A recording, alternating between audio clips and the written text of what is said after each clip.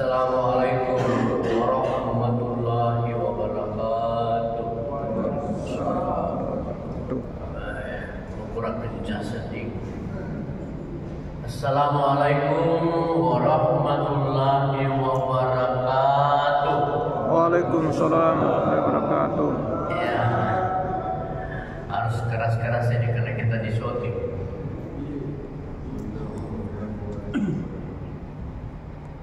Baik, alhamdulillah, alhamdulillahilladzi laqad khalaqnal insana fi ahsani taqwim. Asyhadu an la ilaha illallah wahdahu la syarika lah wa asyhadu anna Muhammadan abduhu wa rasuluhu la nabiyya ba'da. Allahumma salli wa sallim ala sayyidina Muhammad wa ali Muhammad kama shallaita ala Ibrahim wa ala Ibrahim fil alamin innaka Hamidum Majid. Jamaah salat subuh Masjid Raya Bukit Baruga, sebagaimana biasanya saya diberi jadwal setiap hari Rabu dalam satu pekan. Ananda tadi protokol itu menyampaikan untuk kuliah 7 menit, tetapi baru saya berdiri ini sudah 3 menit. Jadi mohon mungkin ada toleransi bisa sampai 10 menit. Tidak lama juga karena ada undangan ngopi.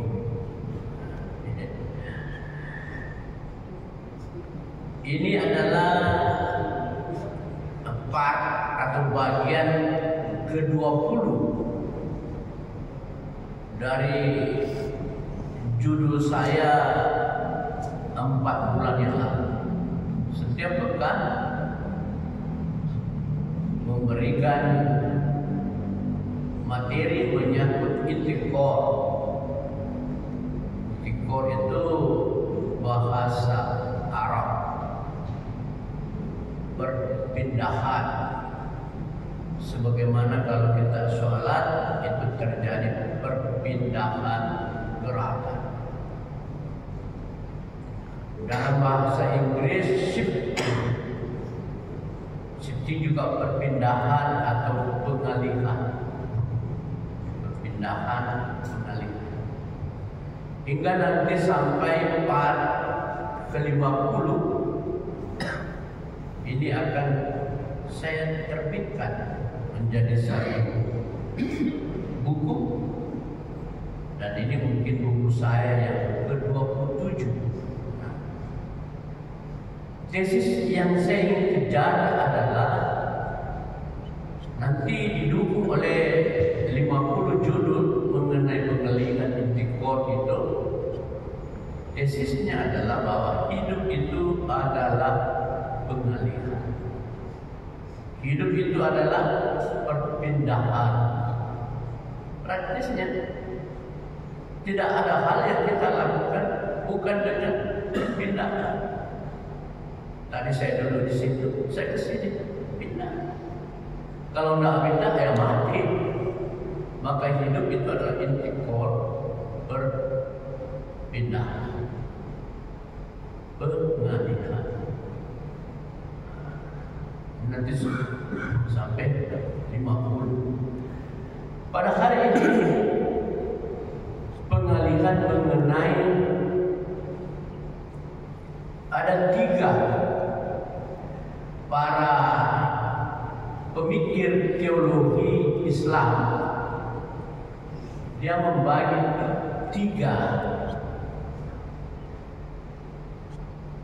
Ada yang disebut Mu'tazilah, ada yang disebut Asy'ariyah, dan terakhir yang didukung dengan filsafat eksistensialis.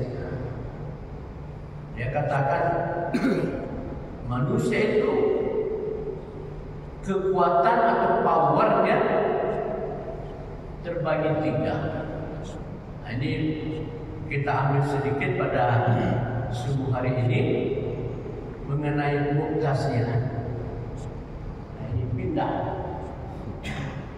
Kenapa pindah? Karena ada suatu tekanan. Ada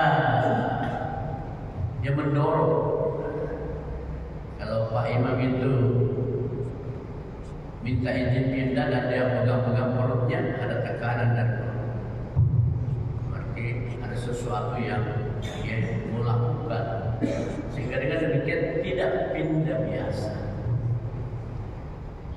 Mu'tazilah itu alirannya dalam teologi Islam menurut pemikir Islam, manusia itu bebas berkehendak, bebas memilih manusia, tidak ditekan oleh Allah. Logikanya, kalau manusia itu tidak bebas, Allah tidak beri kebebasan, maka akalnya tidak berfungsi. Karena dia dikungkung oleh tekanan, tidak bebas. Padahal akal yaqilu, berakal berarti berpikir. Dan tidak mungkin orang berinovasi, berkreasi, berpikir kalau dia dalam tekanan, tidak bebas. Jadi Allah memberikan kebebasan karena ada akal pikir yang diberi ruang untuk bergerak. Sehingga pendapat yang mengatakan bahwa kebebasan itu adalah spektrum. Nah, kalau kita lihat spektrum itu, spektrum adalah ruang atau batas-batas. Nah, di masjid kita ini adalah ruang masjid, ada batas-batasnya, batas-batas dinding wilayah. Inilah spektrum. Dalam spektrum ini kita beribadah. Dalam spektrum ini kita beribadah dalam masjid. Di buyutin ajnallahu an turfa, tempat yang disucikan Allah. Sini kita beribadah. Inilah ruangnya. Jadi spektrum itu adalah ruang, akal di dalamnya adalah pikiran. Jadi pikiran manusia dalam ruang, sekalipun dia bebas, tapi ada spektrumnya. Jadi manusia bebas berdasarkan spektrum. Spektrum itu memberikan kebebasan dalam spektrum. Jadi manusia itu bebas dikontrol oleh akal. Karena kalau akal tidak membatasi kebebasan, dia akan menyeberang di luar spektrum, di luar garis-garis. Kalau kita dalam masjid, dalam Islam, Al-Quran, hadis sunnah Rasul, itu spektrum kebebasan.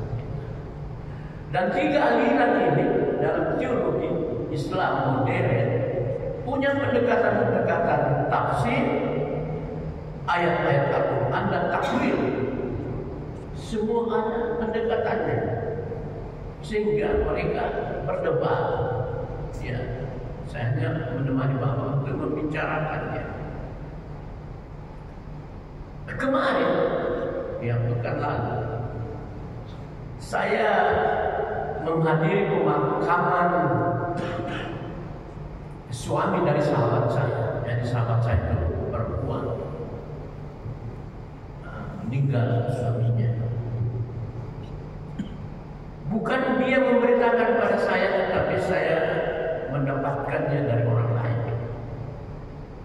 Saya datang berniat ke rumahnya, tapi dalam perjalanan ada masuk WA, almarhum dikebumikan pukul 9. Nah, saya sudah membaca itu setengah 9. Maka saya langsung ke pemakaman di Limbu, tidak ke rumah duka lagi. saya menerima berita bahwa diundur pemakamannya nanti setelah selesai sholat zuhur, karena akan disolati di masjid UNM. Suami teman saya ini dosen UNM. Saya menunggulah di lingkup pemakaman UNM bikin. Saya punya kesempatan mempelajari kuburan yang sudah digali. Saya melihat ke bawah. Ini alam kubur, disebut alam kubur, alam basyar, penantian di satu alam. Saya tertegun melihat. Lalu tiba pada satu pertanyaan kepada Bapak Ibu, yang mana lebih dahulu, fakta atau kesadaran? Yang mana lebih dahulu? Apakah fakta atau kesadaran? Apakah manusia membentuk fakta atau fakta itu membentuk manusia? Itu pertanyaan konkretnya. Kalau kita katakan bahwa fakta yang membentuk manusia, berarti fakta itu hidup. Karena kalau kita melihat satu fakta seperti saya melihat kuburan, ada pengalaman estetis. Yang disebut pengalaman estetis adalah terpesona, kagum, takut, dan berbagai rasa. Berarti kuburan itu fakta dan dia hidup.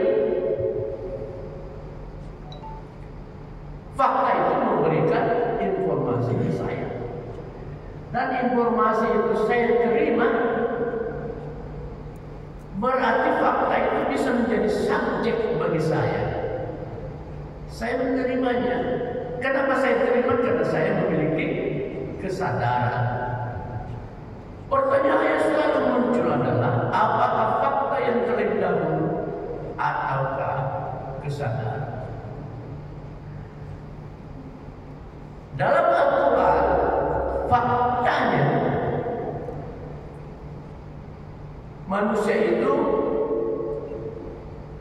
diberi kebebasan,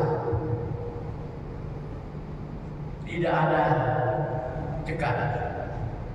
Walau sa'alaku kala'aman fil al kulluhum jami'an afa anta tukrihun nas hatta yakunu mu'minin.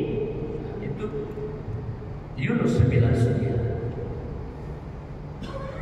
Andaikan Tuhan menghendaki beriman seluruh manusia di bumi, kalau Tuhan mau kita beriman semua, apa susahnya? Allah membuat orang beriman. Segala kejadian adalah atas ridha dan iradah. Tetapi ayat ini mengatakan, apa anta tukrihun nas hatta yakunu mu'minin. Apakah engkau akan memaksa agar mereka beriman seluruhnya? Berarti Islam tidak menekan. Islam memberi ruang, memberi kebebasan. Banyak ayatnya, namun di Somalia agama. Al-Kafir. Kenapa ini ayat turun? Karena ketika itu di zaman Rasulullah, ada kaum yang mendekati Rasulullah bahwa bagaimana kalau kita solidar, hidup bersama berdampingan solidar.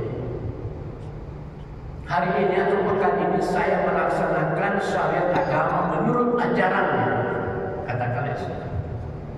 Dan pekan depan kau mengikuti tata cara agama saya, kepercayaan saya. Turun ini ayat. Tidak boleh.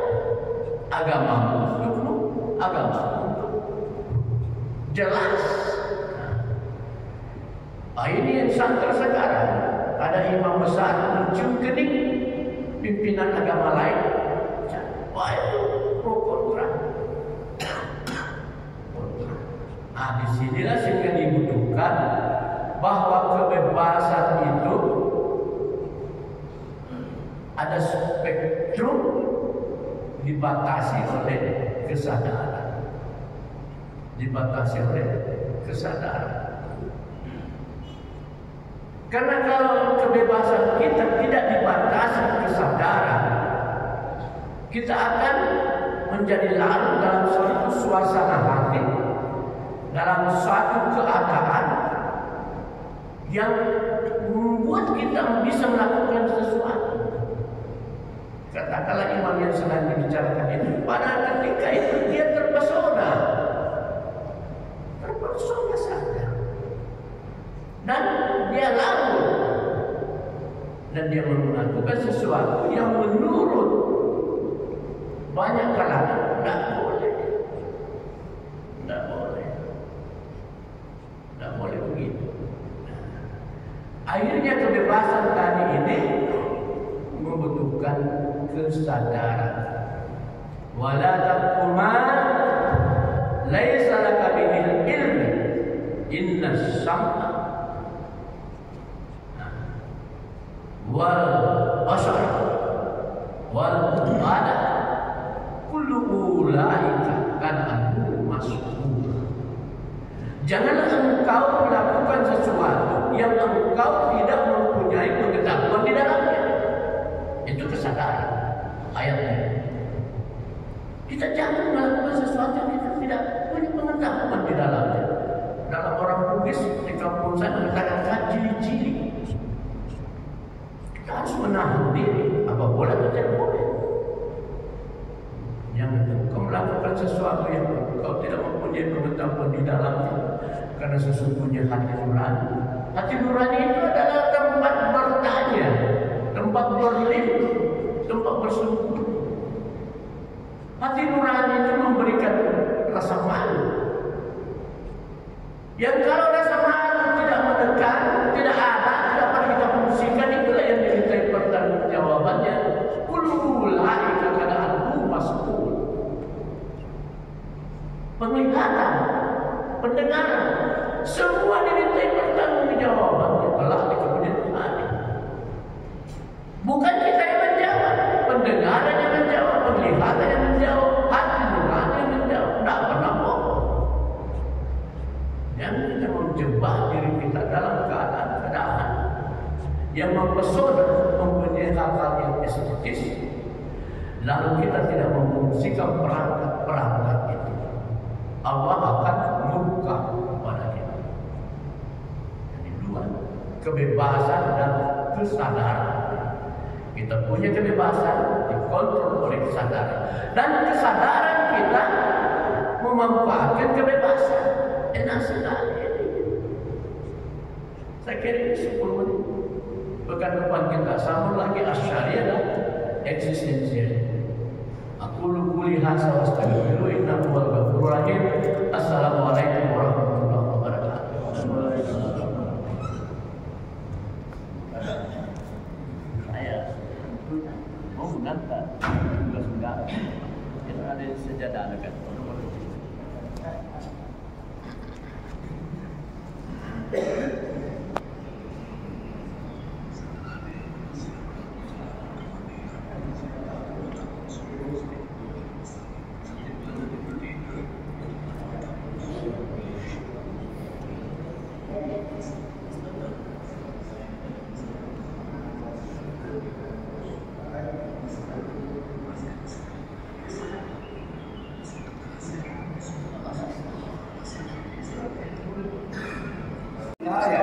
Dia lambat itu saya katakan.